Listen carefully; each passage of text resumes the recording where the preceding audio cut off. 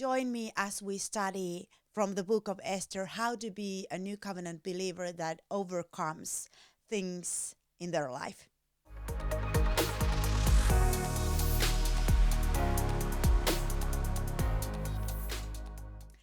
Thank you for joining me today as I'm going to start a new Bible study from the book of Esther. I call this Bible study From Hadassah to Esther, becoming an Esther for this generation, because I see that the book of Esther shows us a picture how to be an overcomer, how to be one who overpowers situations, and that's what we are called to be as Christians. So it's a picture for us for how the new covenant believer can live as a victorious one and be in their royal position.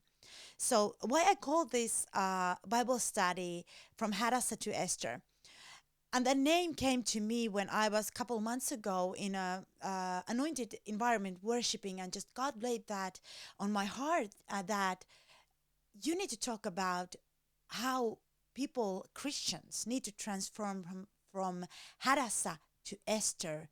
And in this generation, we need people who have the access to go before the throne of God and who can overpower darkness and just empower others to fight. So there is no guarantee that Hadassah in the story of Esther could never have that access before the king, but Esther's can have. And so I want to start to study this, to learn more myself, what this means for me and what this means for Christians. So thank you for joining me today. And I will put these notes to my web page, voicer.fi, and you can go there and see the notes from this Bible study. So, as we're studying the book of Esther now, I am not going to go super deep with the history and dates and stuff like that.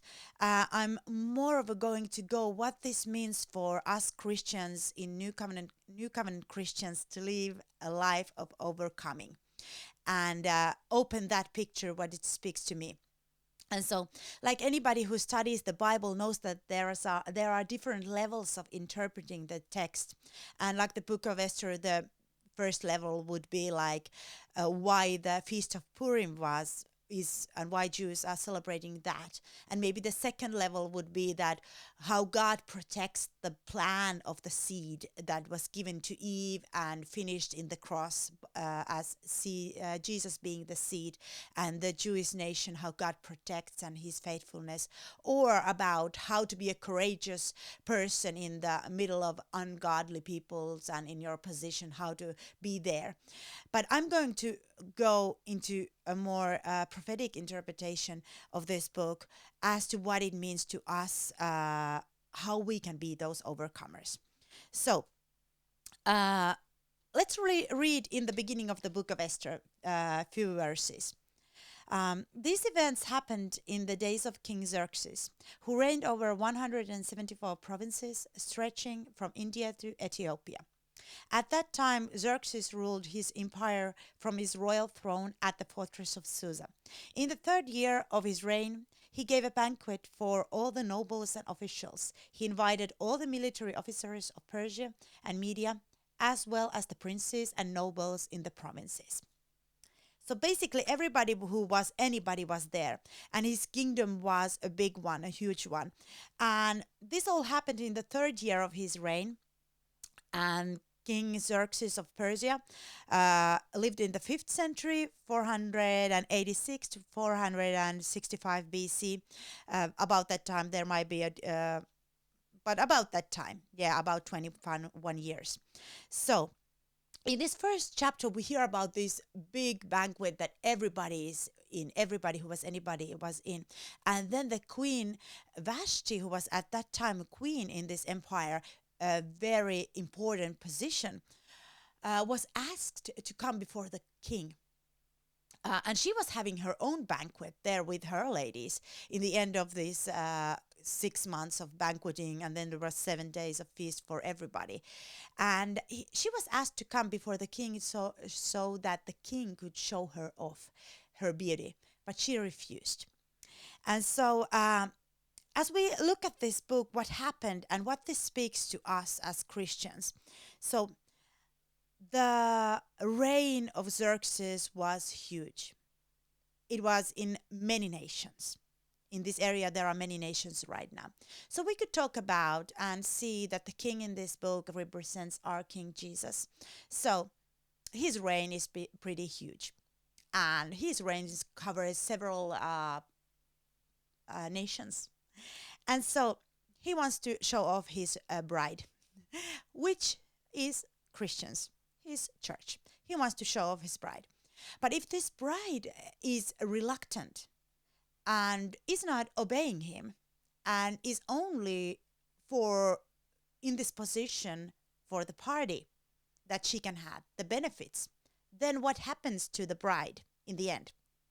She's banished away from the king's presence. So let's look a little bit what had happened to Vashti that she was banished from his presence. So in verse 9 it says, at the same time, Queen Vashti gave a banquet for the women in the royal palace of King Xerxes. And she had a banquet, so she was enjoying her royal position. But she represents a Christian who is filled with the spirit of this world. And when the spirit of this world comes to a Christian's lives, they forget their royal duty, queenly duty. So Vashti was a queen only because of the king. She was not queen because she was so great, but she was queen because of the king. And if there was no king, there would not be a queen. Okay.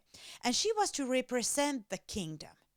She was to keep peace on the kingdom. She was to do things that promoted peace and not promote quarreling and not promote division, but promoted peace. So, and her most important job was to obey the king, and this obedience to the king would send a message for the rest of the kingdom how they should act towards the king, and the empire would stay unified. But she forgot her position, and she had the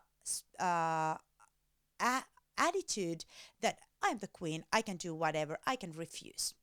And so when the spirit of the world comes to a life of a Christian, they get this attitude, I have my own plan. I can do what I want. I can live my life however I want. And they forget that they are in this royal position to represent the king. They are in this position and they cannot forget their position, that they are supposed to obey everything the king says.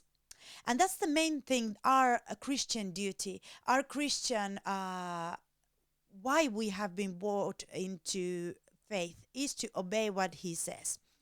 And Vashti has the attitude that, okay, I have rights, I have my own party. And she forgot why she was the queen and why she was in her royal position. And that caused her in the end to be banished away from the presence of the king. And this banishing didn't mean death necessarily to her, but she was banished from his presence. And his presence meant talking with him, being with him in intimate terms, representing him. She was banished from that position, which for us Christians means that we are not banished to hell. If we have the spirit of the world, we are not going to die immediately, but we lose the presence of God. We lose the intimate intercourse with Jesus. We lose being the representatives of our King, truly representing His and His kingdom. We lose that our position in action. We cannot do that anymore if we are filled with the spirit of this world, if we are not obeying what the King says, whatever he says in his word, what Jesus says in his words, or the words that the Holy Spirit gives us, Rhema words that we are to do. So she forgot that, and she was only in this position to get the party and the benefits. And we Christians can move into that thinking that, okay, give me healing, give me blessing, give me this, give me that. I'm thankful for the cross, but give me just everything. And we can only live there and forget that we are to obey every word that the King says, whether we like it or not. And so what she had lost, and what happens to us when the spirit of the world comes into our lives, she had lost first, she had lost the basic thing, thankfulness. Thankfulness for her position. And that's the thing that is the basic for everything you are as a Christian. You need to be thankful for Jesus, what he did. So thankful that even though you know you are a royal ruler in the spirit realm and can declare things in faith and can walk by faith, to keep the presence of God, you need to have a thankfulness for your position and never forget that you have this authority because of the king, and you need to be thankful and humble to obey everything he says.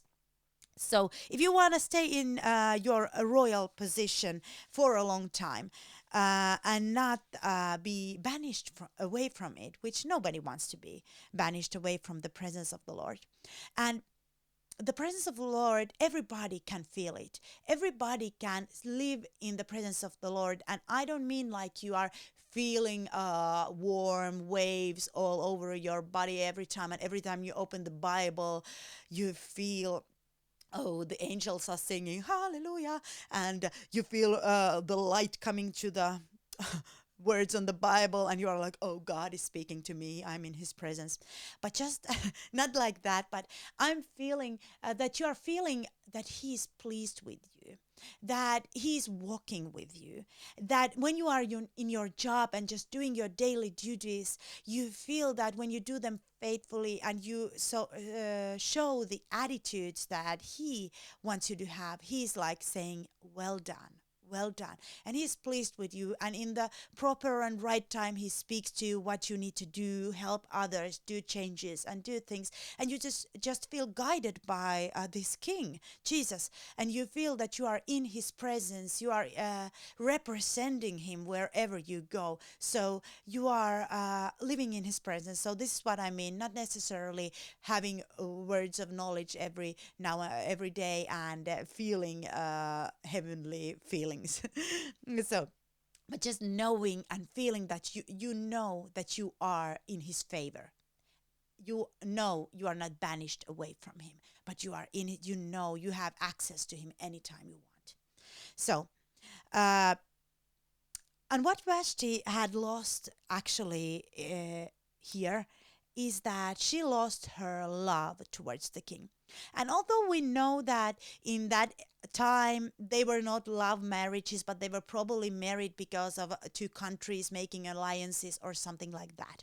But still, uh, for us, the picture is that, because let's just think that if you have a husband or you have a spouse and they ask you to do something, and you see they are, let's say they are not in the right mind, or they are acting stupid, because you love them and because you want to protect the unity and the peace in your marriage, you do things that are like, okay, because I love you, I do things. So if Vashti would have loved the king, she had gone there even though he had been drunk, because she wanted to promote his kingdom and his the unity and his reputation. So when we get that spirit of the world and we have lost our pure love towards Jesus, we get this attitude: I have my rights. I do this only on my terms. I do this when I feel it's done right. And we start to argue with other Christians and other people about what is right, what is wrong. And we forget that this is all about you obeying the king because you love him and want to represent him to others, so that everybody starts to love and obey him. Okay, so the book of James, fourth chapter and verse 1 says this: what causes quarrels and what causes fights among you? Is it not this, that your passions are at war within you? You desire and not have, so you murder. So when we have this attitude of entitlement and we have this attitude that something belongs to us, that we are entitled to our position, that we have been Christians so long that we ought to be this and we ought to do that. God, you ought to have healed my family and ought to have delivered me and ought to do that for me because I have been so faithful here. And when we get this attitude, then we are acting in the spirit of Vashti. We are acting in the spirit of this world, and we forgot the thankfulness and the humility, and just that we are here to obey the king and to represent him and make him look good. And just not only to enjoy the party, not only to enjoy what God has given to us, but if He asks us to do something hard, something we don't want to do, we need to do that because that's our duty as Christians. That's what we are called to do, to keep, to do what He asks us to do. Because eventually, if we act, any one of us, me or you, any one of us who lives under the spirit of this world, we will lose the presence of God. We will lose the favor of God. We will lose us feeling Him near us. And as I was reading the book of Esther, I thought, I don't want that to happen to me. So I better see that I'm not Vashti. So, because when we lose our thankfulness of our position and think we can do whatever we want, then our heart is rebellious, comes rebellious, and we get a hard heart. And that's what we need to do as Christians. We need to guard ourselves against this hard heart. And the main thing how we guard our hearts and keep them soft, not hard towards God, is our thankful attitude and realizing that we are in this royal position because of Jesus, and we are here to represent Him to others. So let's read from verse 19. Let's read the whole verse. So if it pleases the king, we suggest that you issue a written decree, a law of Persia and Medes, that cannot be revoked. It should order that Queen Vashti be forever banished from the presence of the king Xerxes, and that the king should choose another queen more worthy than she. So, a Christian who is full of the spirit of the world is not worthy of the presence of God. He's not. They are not worthy to experience Jesus in their everyday life. So, what we need to do is get rid of that spirit of the world, that spirit of entitlement, that spirit of this belongs to me because, and be thankful and keep our hearts soft towards the King. And you guard your heart by being thankful, and then you, although you are a ruler in the spirit realm together with Christ, and in faith you can do mighty things. You never forget that you are a ruler because of the King.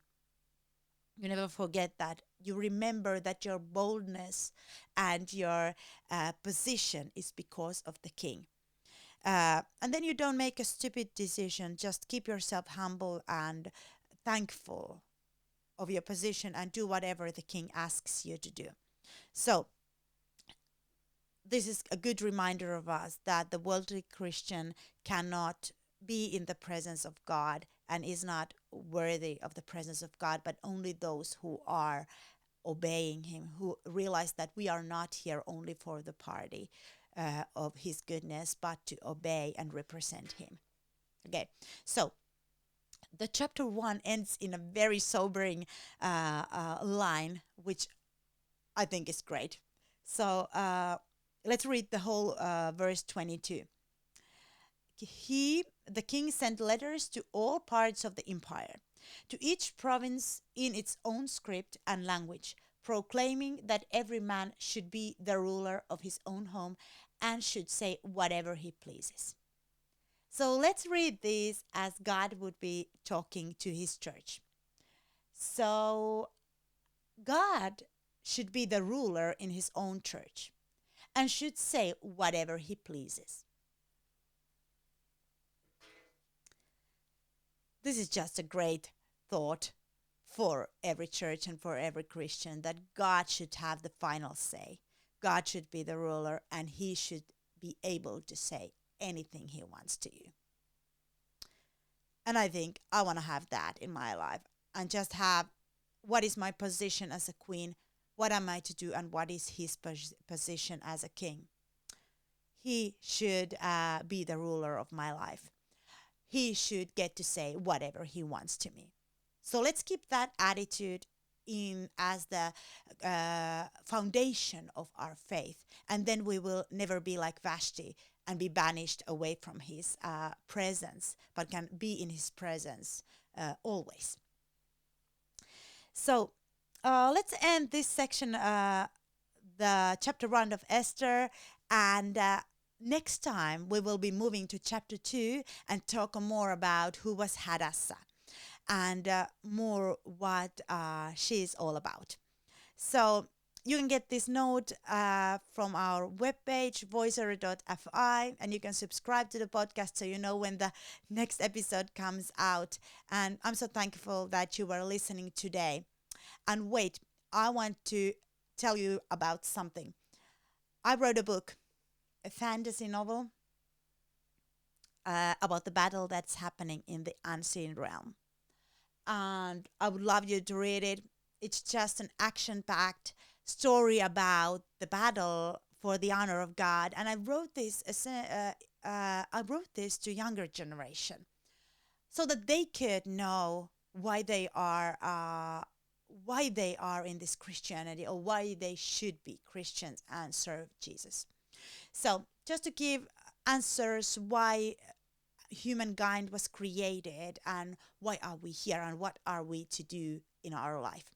You can get this book from Amazon as an ebook or a printed book like I have here, and read it in English right now, and hopefully I get it soon in Finnish too. So you can order it, and I hope you enjoy it, and just give it. You can also give it to some young person who is so lost in their Christianity and faith, or who is considering whether to be a Christian or not. You can give it to them, and maybe it will open their eyes. And it's very action-packed book, really.